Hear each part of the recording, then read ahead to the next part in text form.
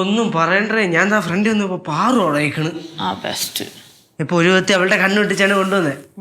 പാവം കേട്ടാ, അവ കൂടെ കൊടുക്കായിരുന്നു. ആ നീ പറഞ്ഞല്ലേ, നീ പറഞ്ഞ കടയിൽ തന്നെ നല്ല സൂപ്പർ പൊരിച്ച കോഴിയും പൊറോട്ടയും. 2 പീസ് പാറുന്നത്ത് മാറ്റി വെക്കാല്ലേ? അതൊക്കെ മാറ്റി വെക്കാം. പിന്നെ മണം പിടിക്കാൻ നിന്നെ പോലെ അല്ലെങ്കിൽ നിന്നെക്കാളും മികച്ചതാണ് ഇവിടെ ഉള്ളതൊക്കെ. അതുകൊണ്ട് കഴിക്കുക. പാറിനുള്ളതൊക്കെ മാറ്റി വെക്കാം. പക്ഷെ പൈസ എന്തായാലും ഈ പാറിനോട് മേടിക്കാന്നല്ലേ?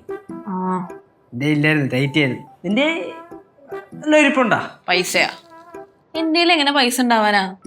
എനിക്കാണെങ്കിൽ സ്വർണ്ണവും ഇഷ്ടമല്ല. അത് വീട്ടിൽ നിന്ന് കുറച്ച് സ്വർണ്ണം എടുത്തുകൊണ്ട് വന്നിരുന്നെങ്കിൽ വല്ല പണയം വെക്കോ ചെയ്താ തൽക്കാലം ഒന്ന് പിടിച്ചു വെക്കായിരുന്നു. പറഞ്ഞാലും കാര്യമുണ്ട്.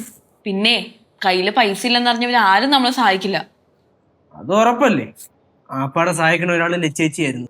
കയ്യില് പൈസ ഇല്ലാന്ന് പറഞ്ഞിട്ട് കാര്യമില്ല. നീ വല്ല ജോലി നോക്ക്. ഞാൻ ജോലിക്ക് പോണോ?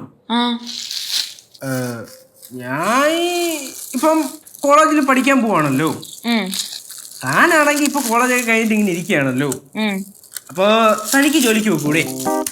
ഞാൻ പഠിക്കാനും പോവാ. നടക്കില്ല യേശു. അതെന്തായാലും പിന്നെ എനിക്കൊന്നും പറ്റൂല ജോലിക്ക് പോവാൻ. എന്നാ പിന്നെ ശരി, ഞാൻ സർട്ടിഫിക്കറ്റ് എടുത്തുകൊണ്ട് ഉള്ള കടയോ ഇല്ലെങ്കിൽ ഉള്ള എല്ലാ ഇന്റർവ്യൂ സൈറ്റിലും കയറി ഇറങ്ങാം. പോരെ? പക്ഷെ നിന്റെ കംപ്ലീറ്റ് ആവാത്ത ഡിഗ്രി സർട്ടിഫിക്കറ്റ് എടുത്തുകൊണ്ട് എന്താ കാണിക്കാനാ? അതും മലയാളം മെയിൻ.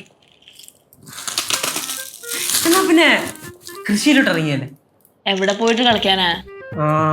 പറഞ്ഞ പോലെ പടവലം എന്ന് പറയണത് ഇപ്പൊ എന്റെ ഭൂപടത്തിൽ ഇല്ലല്ലോ അല്ലേ?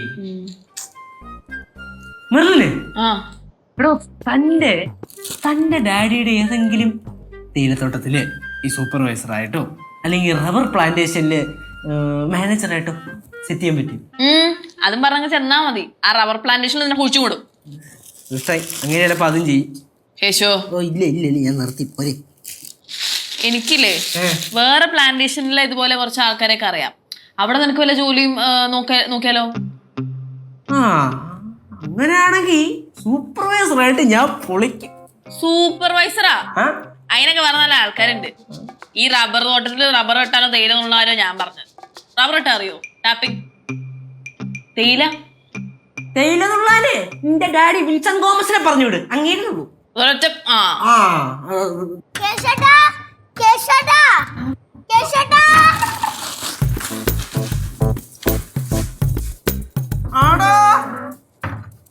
എന്ത് മക്കളെ?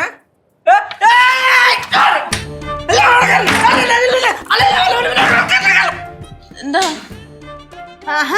രണ്ടും കൂടെ ഒളിച്ചിരുന്ന് കഴിക്കുവായിരുന്നില്ലയോ?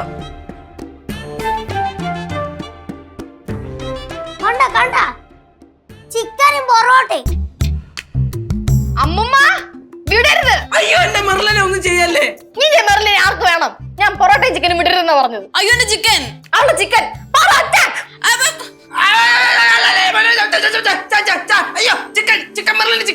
എന്റെ പൊറോട്ട. ശിവ